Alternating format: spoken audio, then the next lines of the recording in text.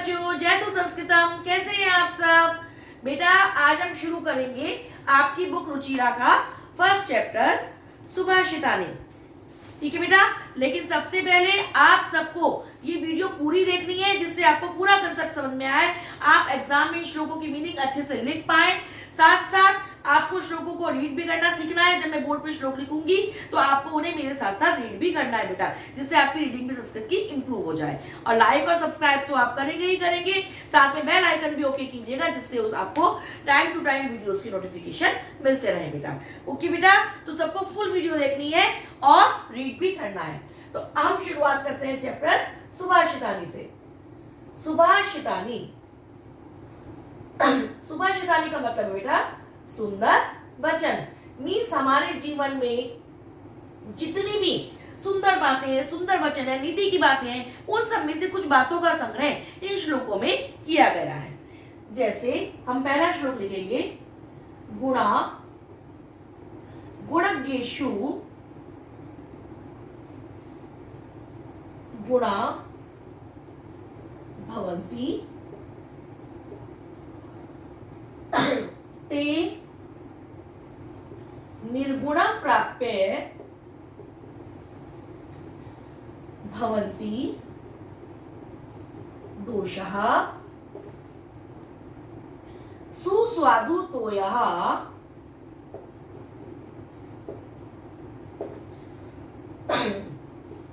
प्रभवन्ति नद्यः समुद्रमासाद्य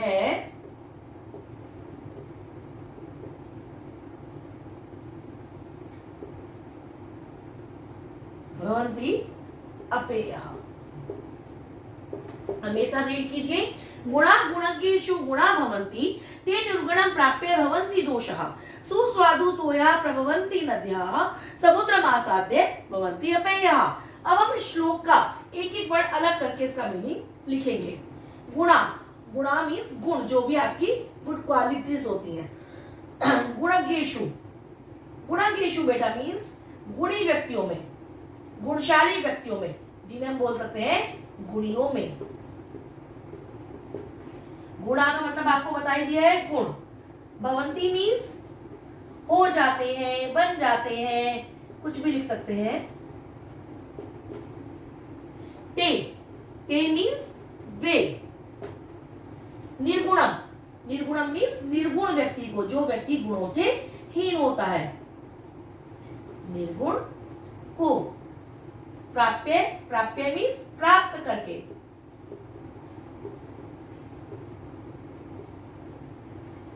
भवंती जैसा आपको बताया, हो जाते हैं, बन जाते हैं। और दोषः मीन्स हमारे दोष, हमारे अवगुण। सुस्वादु तोयः, सुस्वादु तोयः मीन्स बेटा स्वादिष्ट जल वाले, जिनका जल स्वादिष्ट होता है, पीने में अच्छा होता है। प्रभवंती मीन्स उत्पन्न होती है, बनती है।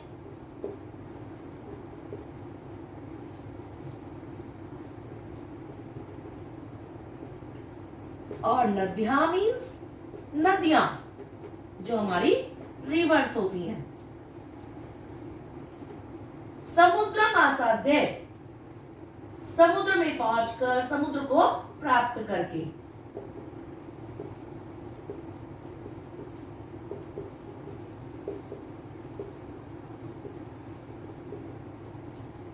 और भवंती का मतलब आपको पता ही है सबको, हो जाती है, बन जाती है।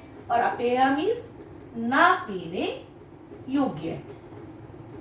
तो देखा बेटा, हमने एक एक वर्ड का मीनिंग आपको यहाँ पर लिखकर दिखाया। अब हम पूरे श्लोक का मीनिंग एक साथ लिखेंगे। देखिए आप, गुण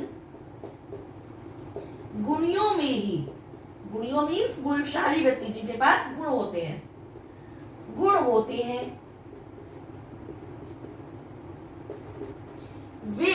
वे क्या, हमारे जो गुण होते हैं वे।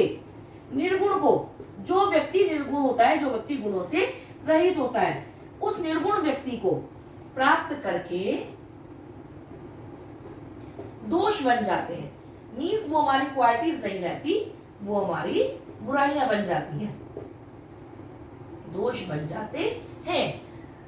जो हमारी नदियां होती हैं, रिवर्स होती हैं, वो जब उत्पन्न होती हैं, जब वो निकलती है जहां से, अपने स्रोतों से, तो वो स्वादिष्ट जल वाली उत्पन्न होती हैं।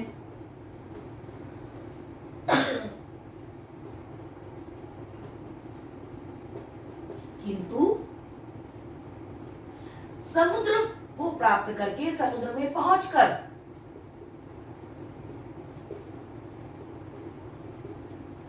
ना पीने योग्य जल वाली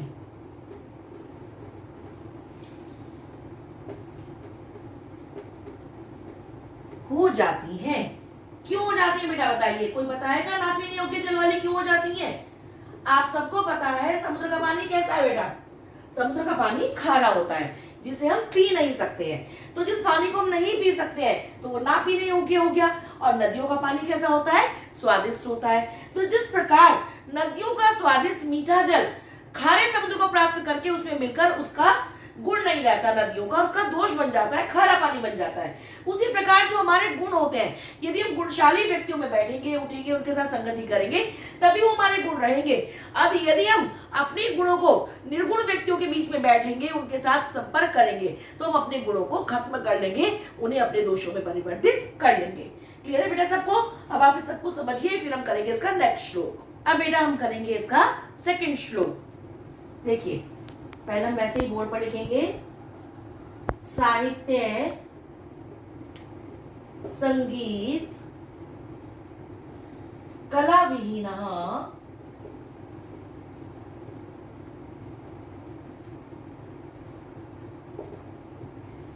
साक्षात पशु उच्च विषाणहीन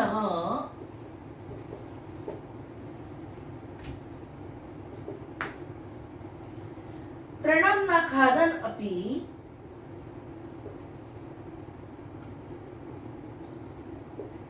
जीवमानः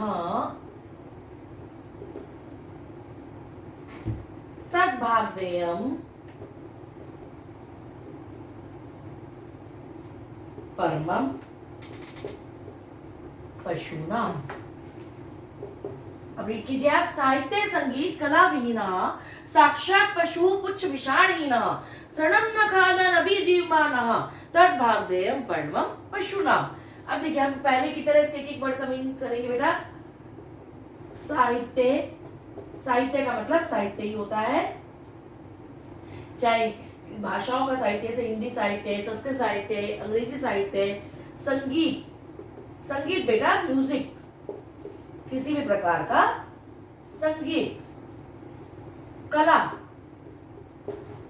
कला बेटा किसी प्रकार की कला हो सकती है, नृत्य कला, चित्रकला, किसी भी प्रकार की कला। वीणा मीन्स रहित।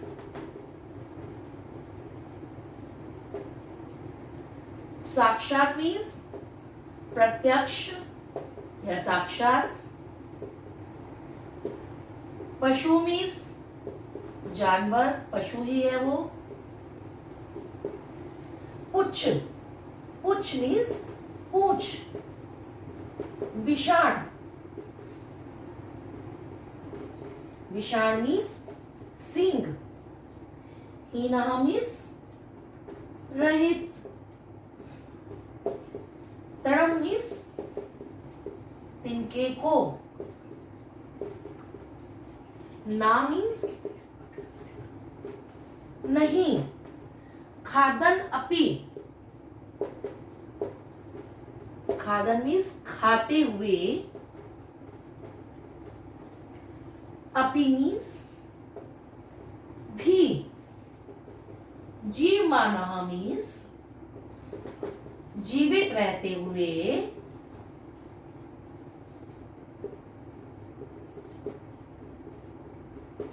तद, तद मीन्स वह है। भागधेयम, भागधेयम मीन्स सौभाग्य है।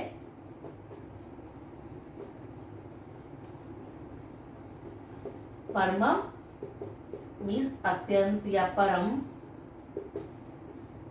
और पशुनाम मीन्स पशुओं का। देखिए बेटा, ये हमने पहले की तरह पूरे श्लोक के एक एक वर्ड का मीनिंग अलग अलग करके लिख लिया। अब हम इसका पूरा अर्थ एक साथ लिखेंगे। साहित्य, संगीत और कलाओं से रहित, जिसके पास किसी भी प्रकार की कला नहीं होती, मनुष्य किसके समान होता है? साक्षात पूंछ और सींगों से रहित पशु के समान है। तिनको को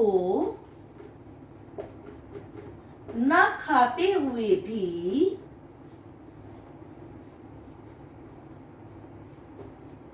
जीवित रहता है। वह पशुओं का परम सौभाग्य है। कहने का मतलब क्या हुआ बेटा? हर व्यक्ति में कोई ना कोई गुण जरूर होता है। हर व्यक्ति साहित्य का ज्ञाता हो ये नहीं हो सकता, हर व्यक्ति संगीत कला में महान हो ऐसा नहीं हो सकता, और हर व्यक्ति को नृत्य कला का, चित्रकला का, हर तरह की कलाओं का ज्ञान हो ऐसा भी नहीं हो सकता।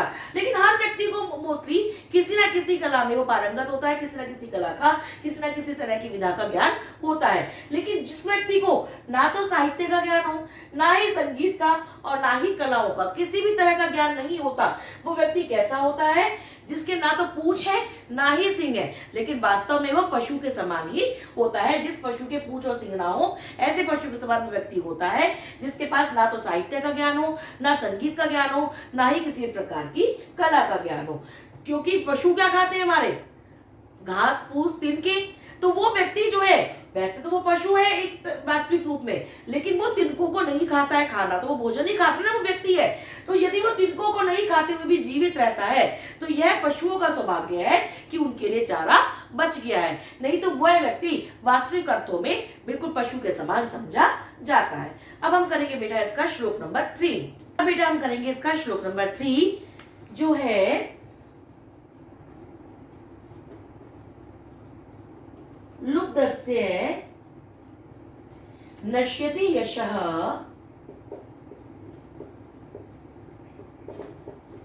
पिशुनस्य मैत्री नष्क्रियस्य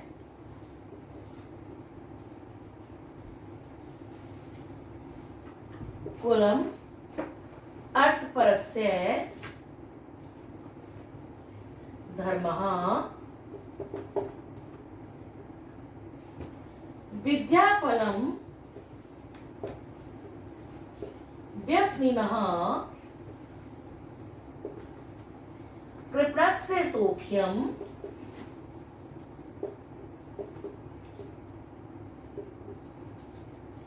राज्यम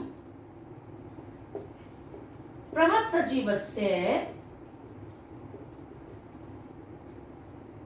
नराधिपस्य।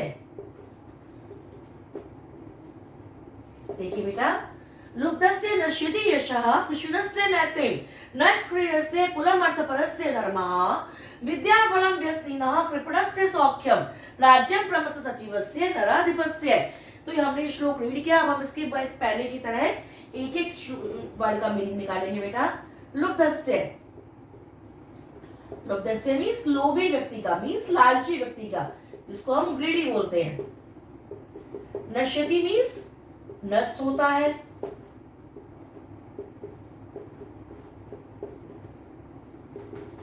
यशा मीन्स यश, कीर्ति, फेम उसकी। पिशुनस्य मीन्स जो व्यक्ति चुगली करता है। चुगली मीन्स जिसको हम चुगलखोर बोलते हैं बेटा।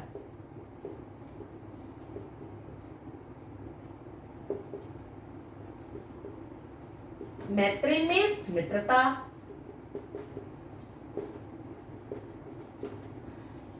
नष्क्रियस्य, जिसकी क्रियाएं जो है वो खराब होती है, जो बुरे काम करता है बेटा, कुकृत्य करने वाले की।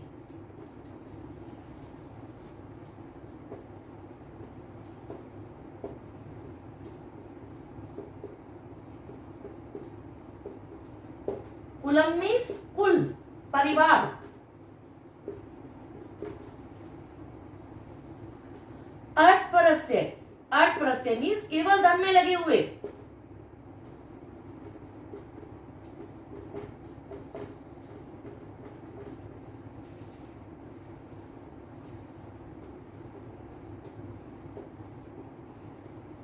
धर्मा मीन्स धर्म।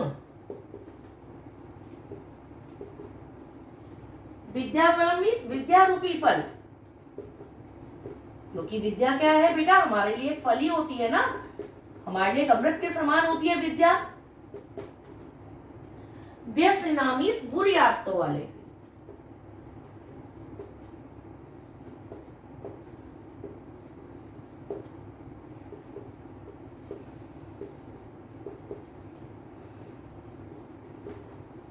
कृपणस्य मीन्स कंजूस को, जिसको हम बोलते हैं माइजर।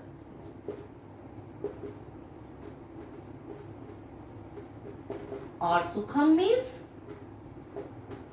सुख, सॉरी बेटा सौख्यम है आपके उसमें, तो सौख्यम मीन्स सुख।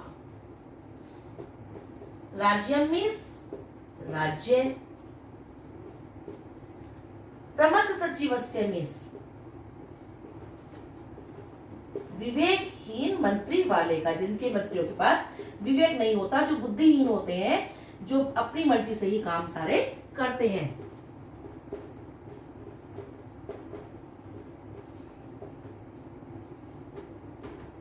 और नराधिपस्य मीन्स राजा का।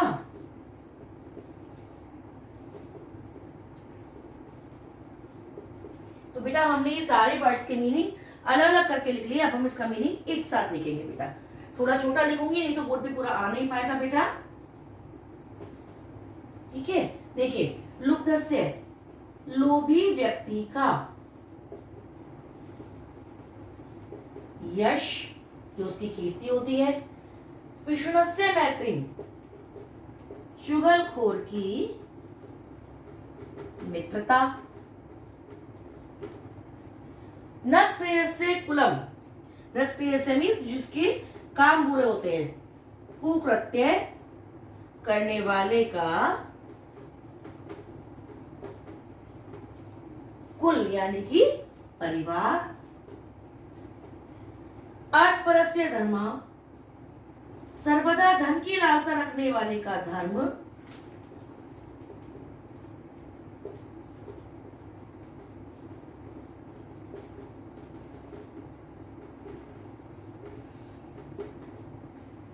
विद्याफलम व्यसनिना, जिसकी आदतें खराब होती हैं, उस व्यक्ति की विद्या।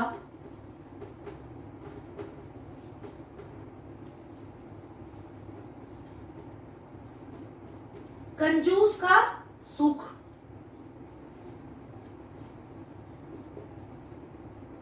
और विवेकहीन मंत्री वाले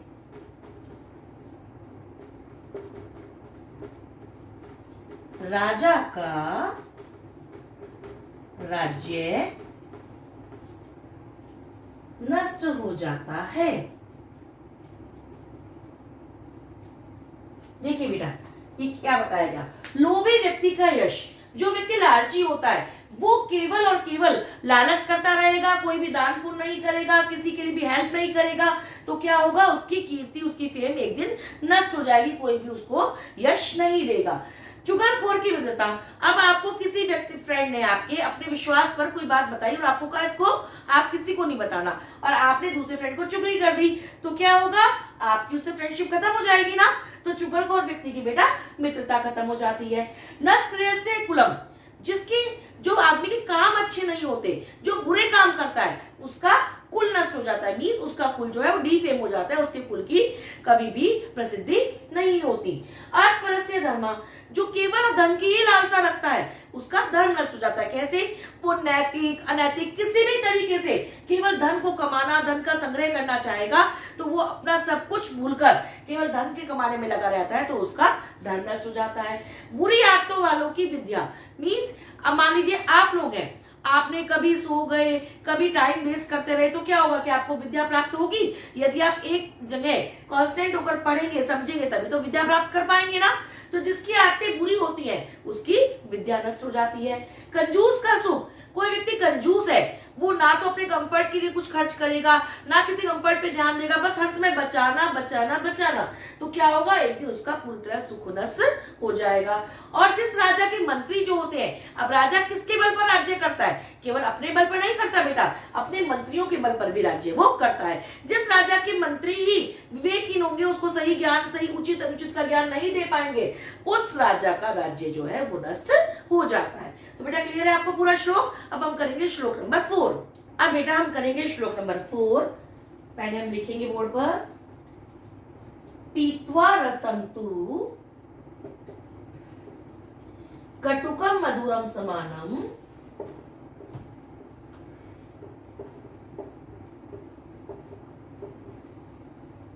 माधुर्यमेव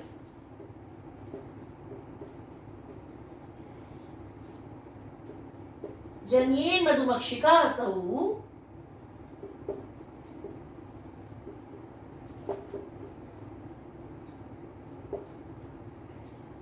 संतस्तथैव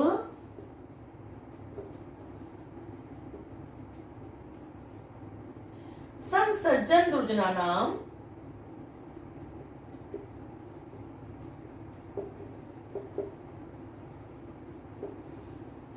श्रुत्वा वचः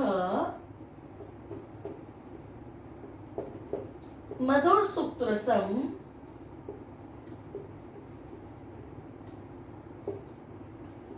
सृजन्ति। देखिए, पीत्वा रसम तुम कटुकम मधुरम समानम माधुर्यमेव जन्येन मधुमक्षिका असौ संतः तथैव समसज्जन दुर्जनानां श्रुत्वा वचः मधुर सुक्तरसम सृजन्ति। अब बेटा हम पहले की तरह इसके एक एक वर्ड का मीनिंग अलग करेंगे। पीत्वा, पीत्वा मीन्स पीकर, रसम मीन्स रस को, तू मीन्स तो, कटुकम मीन्स कड़वे, और मधुरम मीन्स मीठे, समानम मीन्स समान रूप से,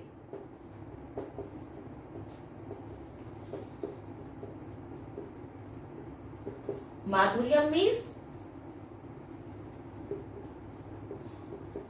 मधुरता को, मीठे का,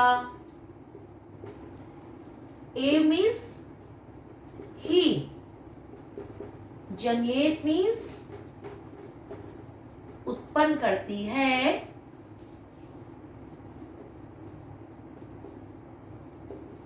मधुमक्षिका मीन्स मधुमक्खी, असौ मीन्स यह, संता मीन्स सज्जन लोग,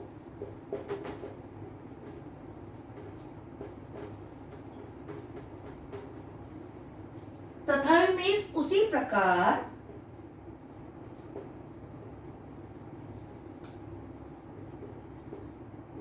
सम मीन्स समान रूप से,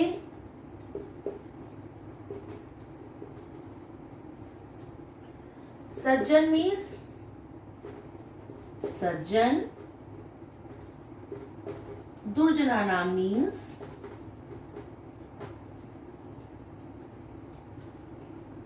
दुर्जनों की, श्रुत्वा मीन्स सुनकर, वचा मीन्स वाणी या बातें, मधुर सूक्त रसम मधुर सुख रसम मीन्स मीठी वाणी ही, मीठी बातें ही, जिनमें मीठापन भरा होता है, ऐसे ही।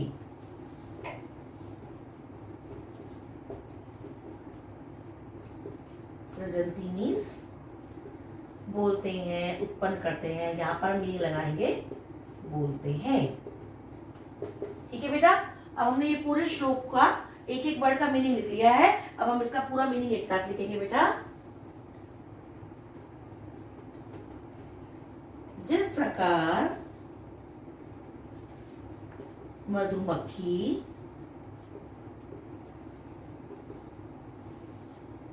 कड़वे व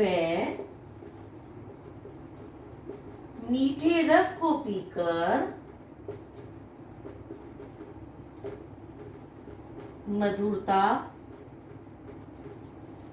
या फिर मीठे या फिर शहद भी बोल सकते हैं बेटा, का ही उत्पादन करती है, उसी प्रकार सज्जन लोग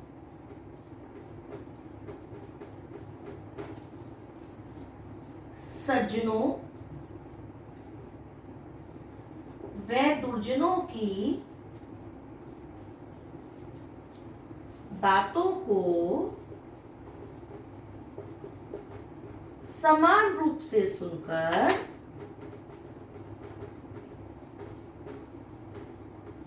मीठी वाणी ही बोलते हैं। देखिए बेटा, इस श्लोक का मीनिंग है, जैसे मधुमक्खी, मधुमक्खी मीन्स मधुमक्खी आप सब जानते हैं ना क्या होती है मधुमक्खी, जो पेड़ों का फूलों से रस पीती है। वो कड़वे फूल जो होते हैं उन पर भी बैठती है और जो मीठे फूल होते हैं उन पर भी बैठती है। जैसे मधुमक्खी कड़वे और मीठे दोनों तरह के रसों फूलों के रस को पीकर केवल मीठा शहद को ही उत्पन्न करती है। आप देखते हैं मधुमक्खी के जो छत्ता होता है उसे हम तोड़ के उसमें से शहद निकालते हैं। तो मधुमक्खी जिस प्रकार केवल मीठे का ही शहद का उत्पादन करती है, चाहे वो कड़वे फूलों का रस पिए चाहे वो मीठे फूलों का रस पिए। उसी प्रकार जो सज्जन लोग होते हैं वो दुष्ट लोगों की बातें भी सुनते हैं और सज्जन लोगों की बातें भी सुनते हैं, लेकिन दोनों तरह के लोगों की बातों को समान रूप से सुनकर केवल अपने मुंह से मधुर वाणी को ही बोलते हैं, अपने मुंह से कभी भी अपशब्द नहीं बोलते हैं। अब हम करेंगे बेटा इसका श्लोक नंबर 5। अब बेटा करेंगे हम श्लोक नंबर 5। विहाय पौरुषम यो ही देव अवलंबते, दैवम अवलंबते प्रासाद सिंहवत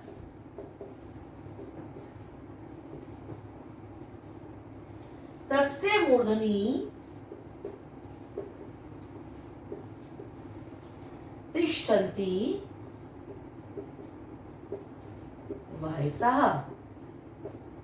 देखिए बेटा, विहाय पौरुषम यो ही दैवम अवलंबते प्रासाद सिंहवत तस्य मूर्धनि तिष्ठन्ति वहसः मीन्स, अब हम इसका फिर से एक एक वर्ड का मीनिंग लिखेंगे।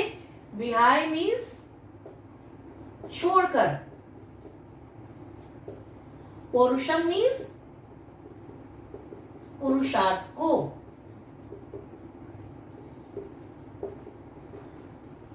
यो मीन्स जो व्यक्ति, दैवम मीन्स भाग्य, ए मीन्स ही, अवलंबते मीन्स सहारा लेता है, सहारे बैठा रहता है, आश्रय लेता है, कुछ भी लिख सकते हैं। प्रासाद मीन्स महल, सिंहवत मीन्स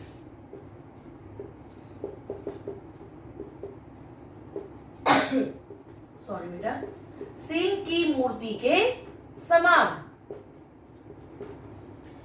तस्य मीन्स उसके, मूर्धनि मीन्स सिर पर, तिष्ठन्ति मीन्स बैठते हैं, और वायसा मीन्स कौवे। ये देखा बेटा, हमने एक एक वर्ड का मीनिंग अलग अलग कर लिया। अब हम इसका पूरा मीनिंग एक साथ लिखेंगे बेटा।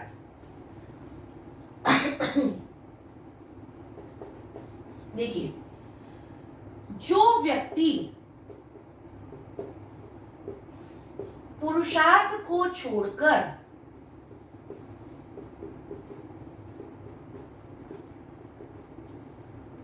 भाग्य के ही सहारे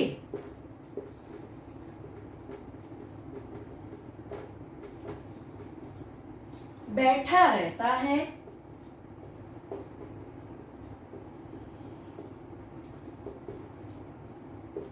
महल में स्थित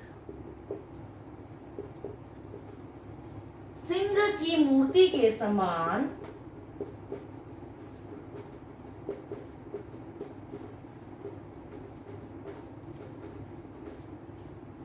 उसके सिर पर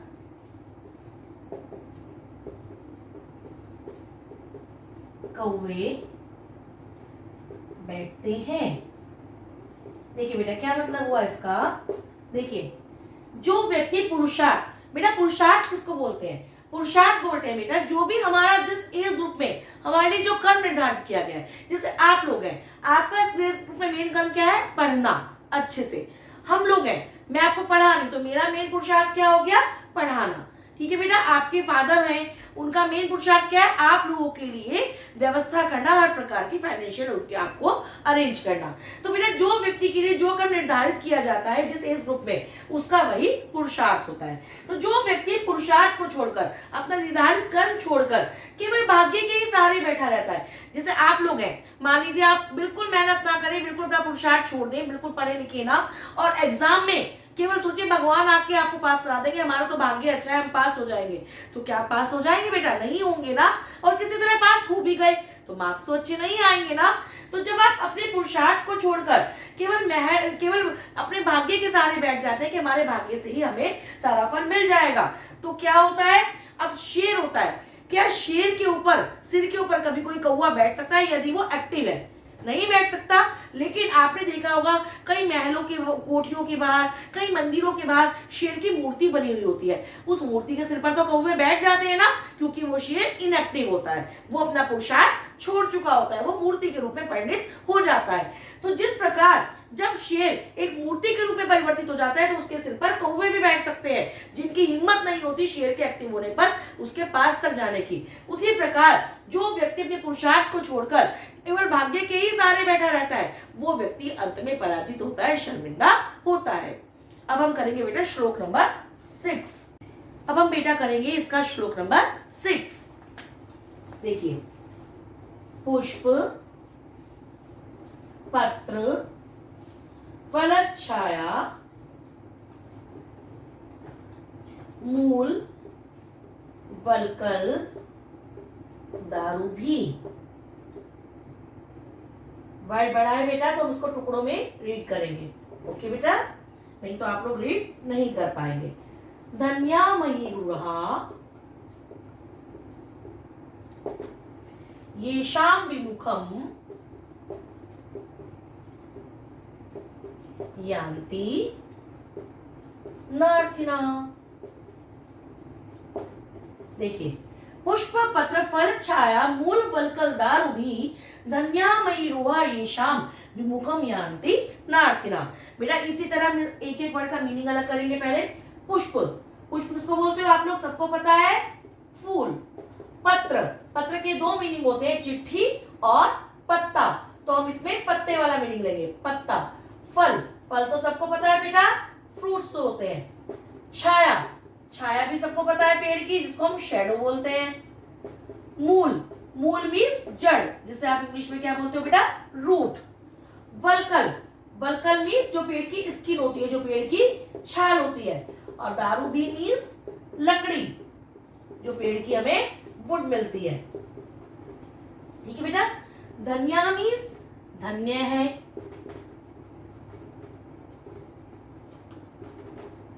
महिरुआ मीन्स वृक्ष।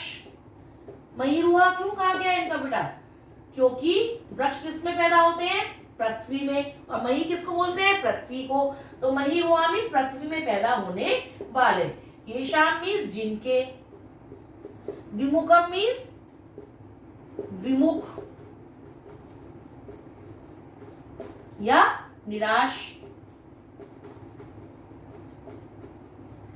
यान्ति मीन्स लौटते हैं।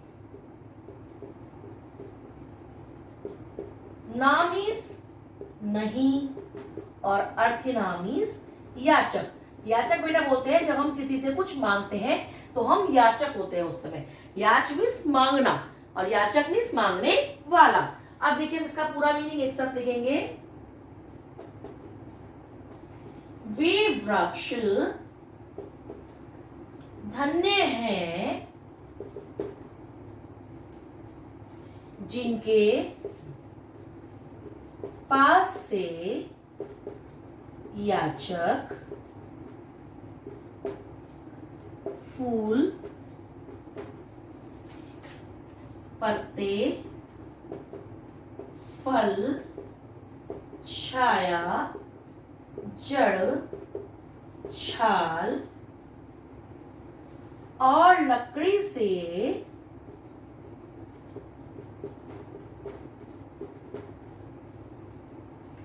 लाभान्वित होते हुए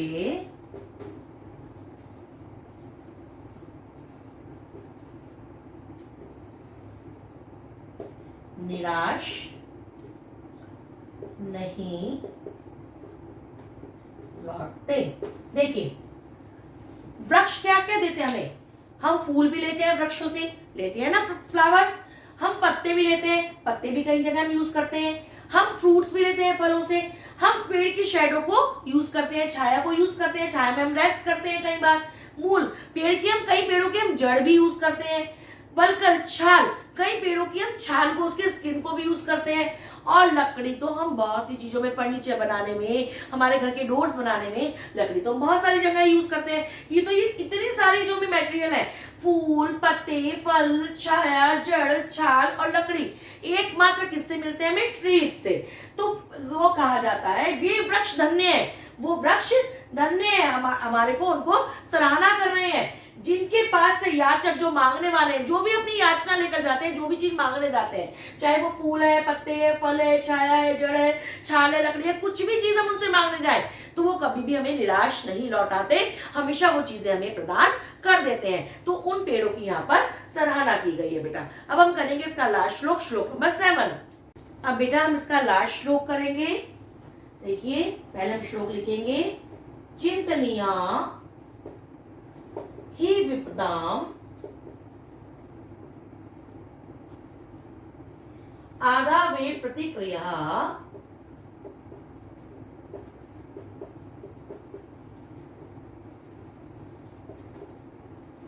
न कूपखन्नम युक्तम प्रदीप्ते वहनिना ग्रहे। देखिए पहले हम रीड करेंगे। चिंतनिया ही विपदाम आदावे प्रतिक्रिया न कूपखन्नम युक्तम प्रदीप्ते वहनिना ग्रहे। अब हम इसका एक एक वर्ड का मीनिंग निकालेंगे बेटा। चिंतनिया मीन्स सोच लेना चाहिए।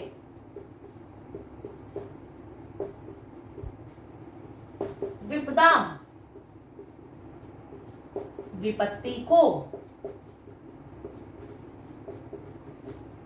आदौ मीन्स पहले। और एव मीन्स, जैसा कि बहुत सारे श्लोकों में कर चुके हैं आप, ही। प्रतिक्रिया मीन्स उसका रिएक्शन, उसका निदान, उसका समाधान। ना मीन्स नहीं। कूपखन्नम मीन्स कुआं खोदना। कूपखन्नम मीन्स बेटा कुएं को खोदना। और युक्तम मीन्स उचित। प्रदीप्ते मीन्स जल जाने पर।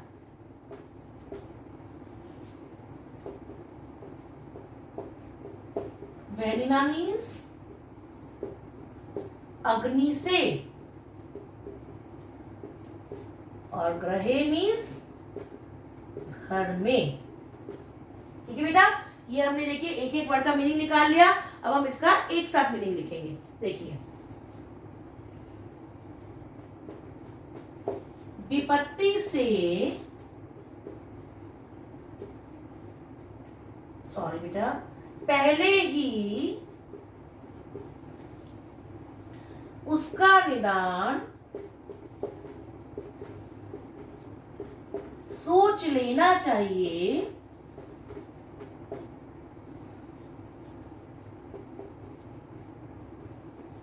क्योंकि घर में आग से जलाए जाने पर कुएं को खोदना